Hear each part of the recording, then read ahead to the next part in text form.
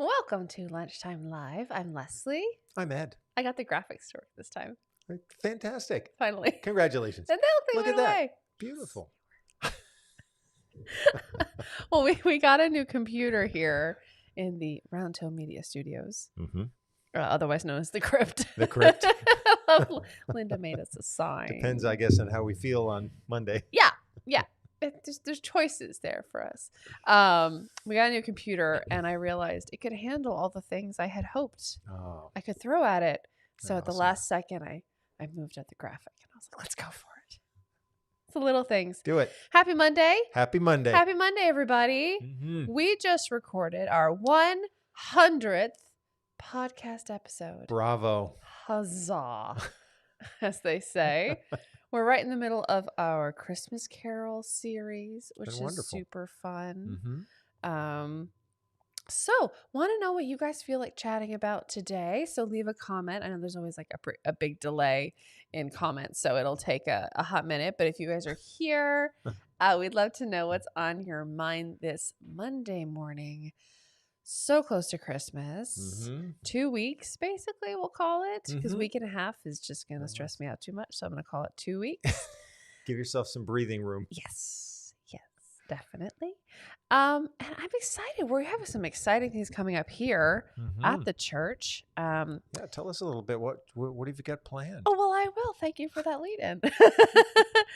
So we have on the 19th, we're doing a Lessons and Carols service, which is similar to what I would say we used to do at the midnight mass late service. It had some different names over the years.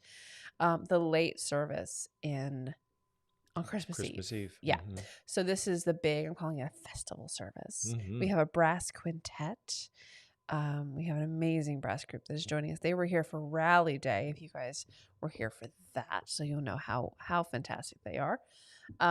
Then Christmas Eve, we are doing a single 5 o'clock service. So all intergenerational, all ages, everybody welcome. And that we'll have a string quartet here for. So lots of great music happening. Yeah, be beautiful. It is going to be beautiful. I'm excited. I just am looking through some of the orders of service from last year as we go through those services, getting ready for this year. But yes. What a different world in some ways. Still many challenges. But when I think about where we were at this point last year and how our plans were unfolding as compared to this year, there's a good deal of change. And, you know, we had our wonderful Christmas pageant this past Sunday. So good. Right? Some might say the best Christmas pageant ever. I think a lot would say. I would say that genuinely. It was so good. It was beautifully done. They did an amazing job. Our organizers, Tanya, Lizzie, and their whole, as Lizzie said, her whole crack team were just so good. And, you know, working with all the protocols, I mean, there's a lot that they were very sensitive to and very careful in their all of their preparations. And so that just makes everything that much harder. As we all know, you know, everything has required more energy during these past 2 years. So they did a wonderful job of keeping everybody's spirits up while getting everything together. So I also feel like they made it look easy. They really did. And I feel like you and I appreciate the fact of how hard it is to make something look easy. So true confession. Tell. I was sitting in the sanctuary yesterday. So we had the first part of the service that was underway and complete. And then it came time for the Christmas pageant. And I just had a couple of introductory words and then we got started. And when I sat down, I thought, I feel completely able to enjoy this pageant. Hey. I knew that Tanya and Lizzie and everyone had done a wonderful job of preparation. Yeah. I knew how much time everyone put into it on Saturday morning. You were there. And so I thought, I'm going to enjoy this. And by golly, I did. By golly, you did. Yes. And I didn't have the, so one thing about my personality is when I feel like there's a leadership void, I'm very much like, well, I by default have to fill that. Like that's my natural thing. And it was so nice.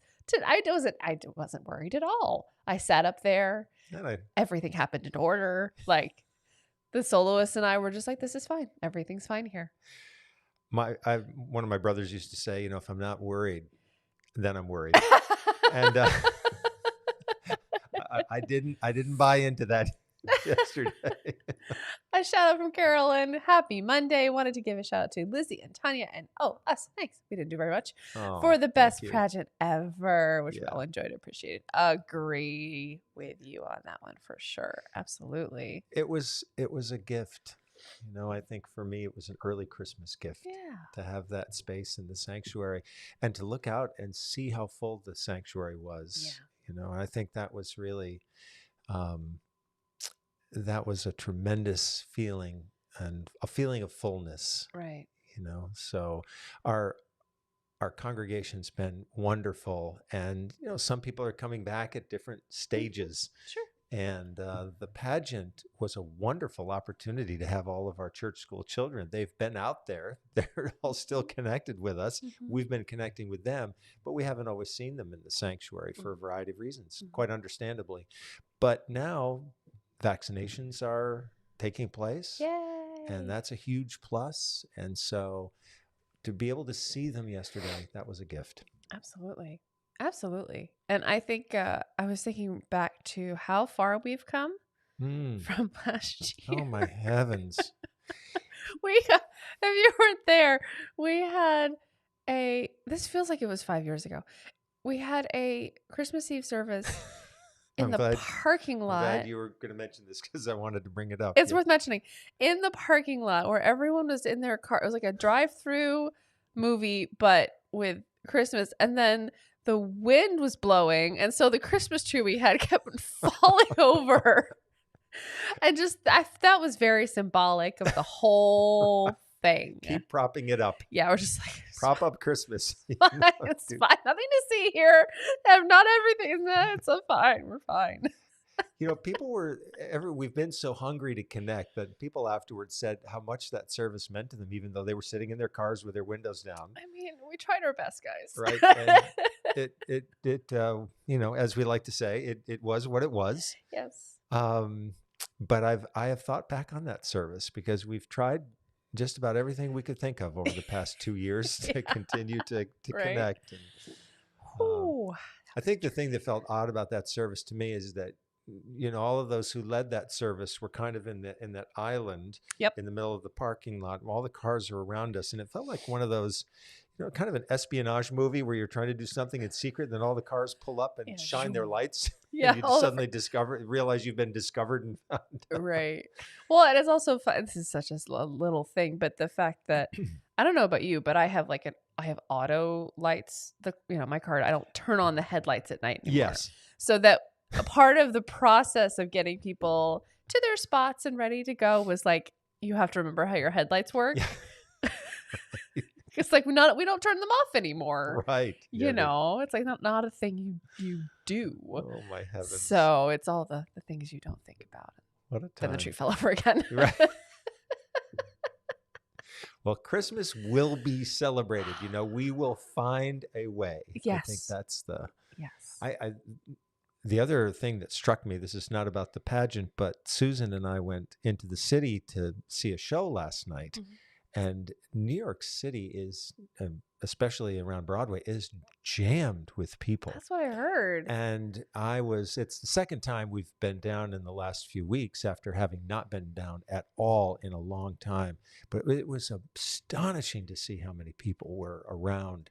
And all the street vendors are open until quite late at night, even on a Sunday night. And I just thought, we're trying in every way possible to get back into our routines and to support institutions and cultural, opportunities that we've been missing. But it just felt, when we were on the train coming back, I said, we saw two amazing shows. We saw the Christmas pageant in the morning and Chicago in the evening. So.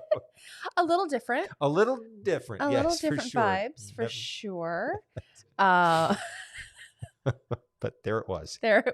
Did you know anything about the Chicago before you saw it? Not a single thing. So it came kind of as a shock from the first moment, and it stayed that way all the way through. Yeah, it'll do that for you. It'll do that for you. Here we are. The movie is actually quite good. And we are now committed to seeing it. You're now committing to see it, I was going to say. It's really quite good. it's just wonderful to have a chance to get out and see these, right? And I know. something like this. I know. Those are so fun. I look forward to doing that. I haven't actually been in the city for a show in quite a hot minute. Yeah. So I'll have to do that. Aside from a few people in our congregation who've gone back for different things, most people have said they haven't quite ventured back, but have some plans to do so. Yeah. So we hope that will be the case. Yeah, it's so nice. We have some other good news to share Please about do. the Rising Hope Resettlement Group, combination of Round Hill Community Church, First Presbyterian Church, the Greenwich International Ladies Group, and the North Greenwich Congregational Church have bonded together. And this past, just 2 days ago, our first family of Afghani evacuees arrived in town, got settled in. There are 8 of them, and we are giving them lots of space to find their way, trying to imagine what it was like to leave their home country just a few short months ago and suddenly find themselves in a new world. Very appreciative to be here, and they made that very clear. That's nice. But what a change and what a challenge that has to be. They've been on my mind constantly, thinking about how they must be thinking about this new home. And language is a challenge. Fortunately, there's one individual in the family who speaks English reasonably well, so that's a blessing. Wonderful. And so it's just something I want to share with the community, because has brought many of us together for the first time, several churches together that had never actually participated in a shared project before. And now here we are. And we'll be working on this together for a year. Yeah. And we've made that commitment. And we have another family coming in of 9 people, and that will be in a few weeks. Wonderful. So with others coming in the meantime who are not our direct responsibility, but they'll also be coming in. So it's just very humbling when you think about the story of Jesus and the way in which the little Holy Family becomes a refugee family. Right. And now we have evacuees coming to us here to be resettled. Right. It's just, for it all to be happening at this time of year, it's really, there's a lot of layers. I'm using a word you've used in the past. Yeah. Right? Yeah. Layers and layers of meaning there. And that's nice, because it almost feels like an opportunity to give them a little better than a stable, and make a little something a little bit right in the world. It is. It's absolutely right. And to think this is one of the most, I heard someone refer to it recently as one of the most noble traditions of being an American, is to be able to welcome a family from another country. I mean, so many of us are ancestors, right? Virtually all came here. And so that's a gift. And we could only hope that if we were in the similar position ourselves, that someone would be able to reach out to us in that way. So that's become a Christmas gift too. Absolutely. Yeah. Yeah. Thanks for that.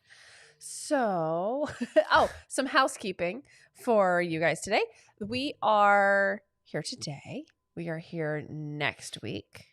Right. And then we are taking off 2 weeks. So we are taking off the week after Christmas. I'm actually full gone. Thank heavens. Get a rest. Amen to that. I've decided. Clear the mind. Yes. Gus and I have made a pact of no email checking. Oh. We'll see how long that All right. I want to report. It's just so habitual is I'm my problem. Send you email messages, test messages. That's mean. That's mean-spirited.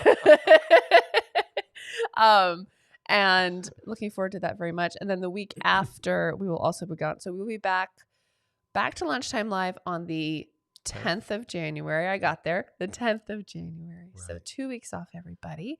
We hope you enjoy your Christmas break. We'll have a little Round Hill Media Christmas break here. So this is a good time for all of us, right? I know people are very much looking forward to Christmas and their celebrations. Have been talking with people who are going to be doing some traveling, but it's a really good opportunity to get some rest and tilt backwards a little bit into a chair or a sofa or something and get some rest. I'm looking forward to the brain break. Yeah. Well, you've been going at it steadily, right? Takes one to know one. Well, for a while. Yeah. And when I have taken time, I've not been very good about it. Right. And so I'm hoping this time I'm trying to be really intentional about it. I'm taking up basically a week, and trying to be really good. Just, give my brain the space to find that kind of creative energy again. I wouldn't say it's like gone, but I'm a little weary, which I think, hello, I'm an organist at Christmas time. Like, shocking. Sort of comes with the territory. Comes with the territory, but I still love Christmas. I still prefer it to Easter. Just saying, I'm just going to hot take there, because you get the twinkle lights and the music. I think is more fun to play. That's my opinion. Yeah. It's interesting, isn't it? Because there's a longer lead up in a way, and there's something to savor for a while afterwards. Yeah, it's good. That's true. And I wonder if there is something about Christmas where I know I'll get vacation after, right? Because I have done my whole career. Right, you always take off like at least a few days after. So maybe there's something about that where I'm like, well, Easter just happens, and then you just keep going. Right. Yeah, this is not a time when you want to keep going. No.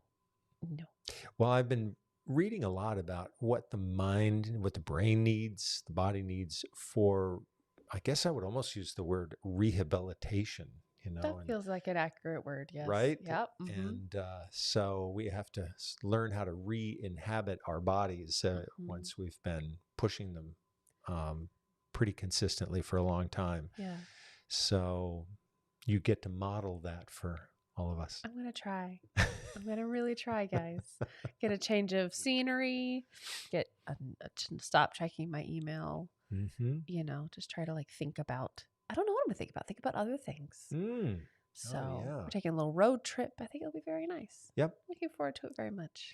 I think one of the fun things, if we have a break, when we're on, just because we're on vacation or stepping back doesn't mean, right, that our minds suddenly stop. They keep whirring along. They do. And I have found, though, that just once I get one of those typical thoughts or start thinking in a pattern that feels familiar, I'll say to myself, wait, that feels like a familiar pattern. I'm not going to go there. Let's shift it to a different pattern. Yeah. Right. And just a different subject, a different topic, whatever it is. Right. And the mind really likes that. Yeah. Right. And so it likes to be stretched and moved. And so. Yeah. I think it's going to be good. Mm-hmm. It's going to be good. And so we actually, this is the last week of teaching at GCDS, which will be very nice. Good. The kids are all excited. We're playing lots of Christmas carols. I'll bet. They're thrilled. Some of them have been playing them for about a month and a half now, and they're still just jingle bells, jingle bells. Ad nauseam every day. You should have me as one of your students. I mean, I'm sure that would be delightful. I could be one of those students. They're very sweet, and they get very excited about it. So it's a break from the, we kind of you kind of settle into a rhythm. Right. And it kind of breaks the rhythm a little bit, and it's fun for them to play a song they know, because obviously they don't really know the random teaching songs that are in the book. Sure. So I think they enjoy it. So well, I think one of the things that you've already done, or where you're helping us to do, is in our podcast.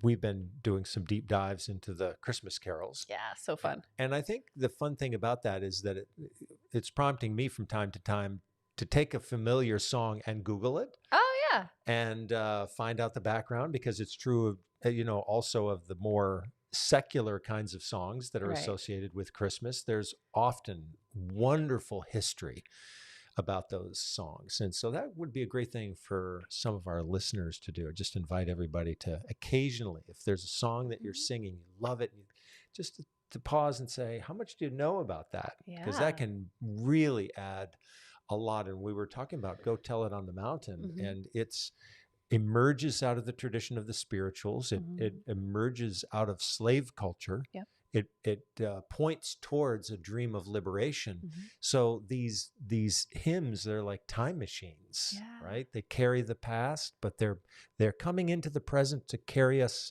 into the future. Absolutely. And so it's been a lot of fun on the podcast for me to take a look at those traditions. Yeah. And then to think about some of the other favorite music that we have at this time of the year and just occasionally do a little exploring. Yeah. See what's there. It really enriches the experience of listening. And we've actually recorded, I think now 6 Christmas Carol episodes. So if you, this year we've done Go Tell on the Mountain. And then last week was actually Come Along Expected Jesus. We did an Advent hymn. But if you go back to last year, we did O Come All Ye Faithful. We did O Little Town of Bethlehem. That one was very popular. That was very popular. And we did, I think, Away in a Manger and maybe one other. So they all still exist. As you know, if you put something on the internet, it never goes away. Right. Along with our other 100 episodes. So good. I'm so proud with our stick with itness. Yeah. You know, we keep coming back to that. I'm chuffed. You know, we hear this from time to time, right? The importance of like just accumulating the activity. Consistency. Start it, right? Yeah. Week to week to week. And it is amazing how it adds up. Yeah. I was reading, a friend of mine produces a blog for writers, and one of the blog episodes was around, or one of her comments was someone who just wanted to write a book so badly and could not get it done. Just made a commitment to writing 20 minutes a day. Wouldn't, even if that person had more time, she wouldn't allow herself to write for more. Neither would she allow herself to write for less. Yeah.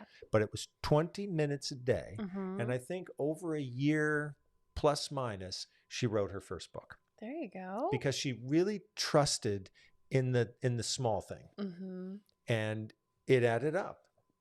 It adds up so fast. Right? Yeah. And I also love the fact that you were describing our podcast, the way in which it's talk about go tell it on the mountain. It's all over the world. And we have listeners in, you were literally talking about, I don't know how many countries. Many. If you want the details, listen to the podcast. It gets published tomorrow. It's worth it. It's always worth it. And this is really worth it. I was stunned. It's a huge list of huge list of listeners all across the world. Russia is near the top. India is near the top. India, all sorts of places. I closed the screen I had with all of it on. It's incredible. It's incredible. It also speaks to the power of consistency, because if you look at we have a little like bar graph for every year that we've podcasted. Yes. And the first year we started in November. So like it's like a little graph. And then the next year got a little bigger. The next year got a little bigger as we sort of kept doing it. And we were doing every other week then. And then 2020 happened. And I think we took off 6 months. Yeah, we did. At least. Took a pretty good chunk of time. While we were like got the main world of Round Hill going and the life together and work together and our systems together. And also figuring out how in the world we would record a podcast. And then once we got that, so that one takes a little dip. And then this year's like, I was stunned. It's incredible. It is a very long red bar. It's impressive. Even I look at it. Increase in listeners. Goodness. Yeah. So thanks to all of you for listening to our podcast. We're this humble little thing we started like 3-4 years ago. Yeah. And it's been so fun. You know, I've learned so much through it. And I really credit it with kind of the beginning of Round Hill Media, with this whole sort of, so Round Hill Media, I don't know if I've explained this on the Lunchtime Live. Round Hill Media is the umbrella brand, for lack of a better word, the umbrella category for all of the media output of Round Hill Community Church. So we have the podcast, we have a weekly news and updates video, we have this Lunchtime Live, and we have the online worship service, and we have a few other things in the works, and also that just sort of happen occasionally. So 4 things every week.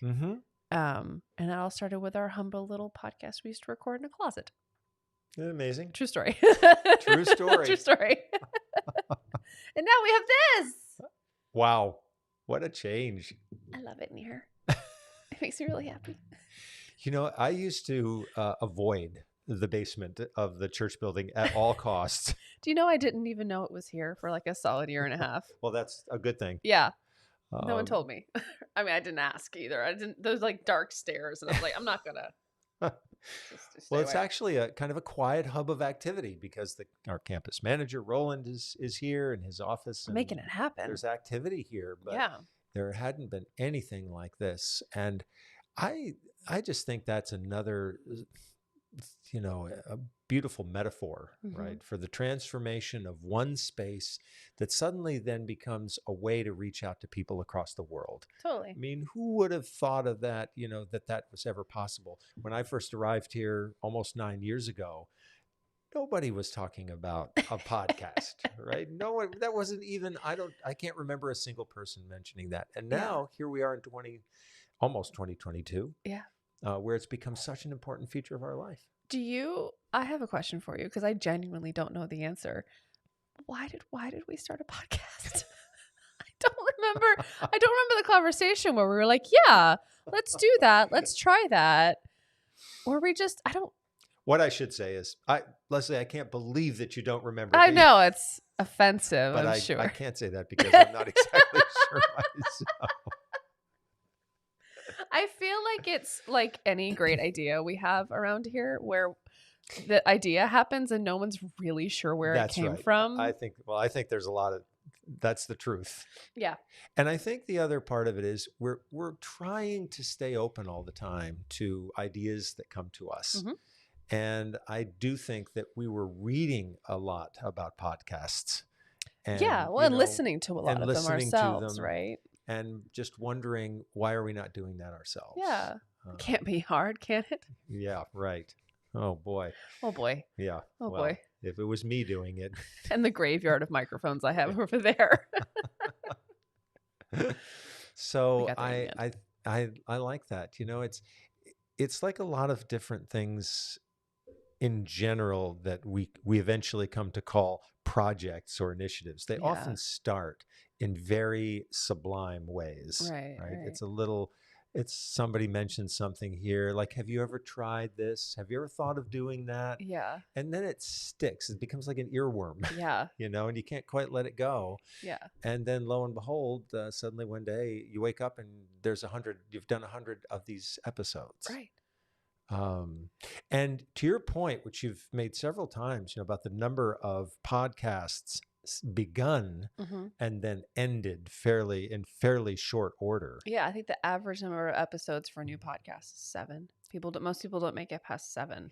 Well, I think about that often because when I'm doing background reading for a message or a talk or a book group, I will often go to the internet to some trusted resources, and quite often I'll read something and I'll check the date and it will say last entry 2014. Yeah.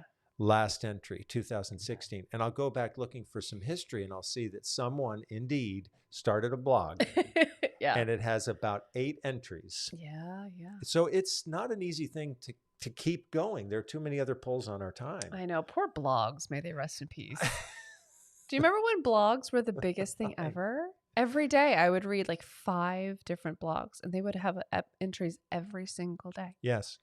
And so many of them were probably wonderful, right? Oh, I mean, fantastic. Wonderful reflections. I read some beautiful pieces that have stayed with me. And I'm so grateful that someone took the time to do that. Yeah. But on the other hand, it couldn't be sustained for a variety of different reasons. Right. And so I certainly appreciate that. I mean, it's the teamwork makes the dream work, right? This wouldn't be happening if it wasn't a team. Yeah.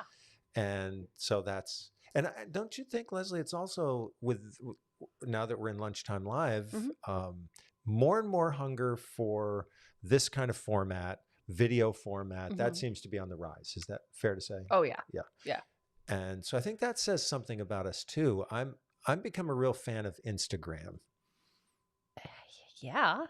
That's my favorite one. And the other night I thought, is this kind of what addiction feels like? I'm kind of moving through this. Were you doom scrolling? I might have been. It happens to us all. It's okay. But, I love visual interaction. Yeah. And so Instagram's wonderful for that because it can be everything from still photos of abstract artwork. Yep. I've got a lot of those connections on there, but there's also some cat videos. It's great for that. It's great for that. So it's a little bit of everything, but I just think the opportunity for live interaction is increasing, and that's great. Yeah. I would say Lunchtime Live sort of has the scrappy energy that the podcast used to have. Yeah. Not that the podcast isn't still scrappy, but we kind of have that like, well, we're trying a thing here. Yes. And we're not overly sentimental or precious about it. We're kind of like, let's do a thing today. Yeah. And I think that's really fun. Yeah, I think it's really fun. So thank you all. But here. I try to kind of cap it at 30. That's always the funny thing is I'm always like, oh, well, it might be a short one today. It might. How are we going to get past 10 minutes? I don't even know. And then we get going and it's 30 minutes and I've blinked. I know. It's so fun. We love chatting with you guys. We love joining us and we appreciate our friends who watch this after the fact. You're more than welcome. And we're so glad you're here. And we hope maybe if you have time sometime on a Monday, you'll set an alarm on your phone or whatever and join us live. And they'll be nice too. Love to have you. So we wish you all really such a great week. A calm week, a beautiful week, lots of Christmas music and twinkle lights.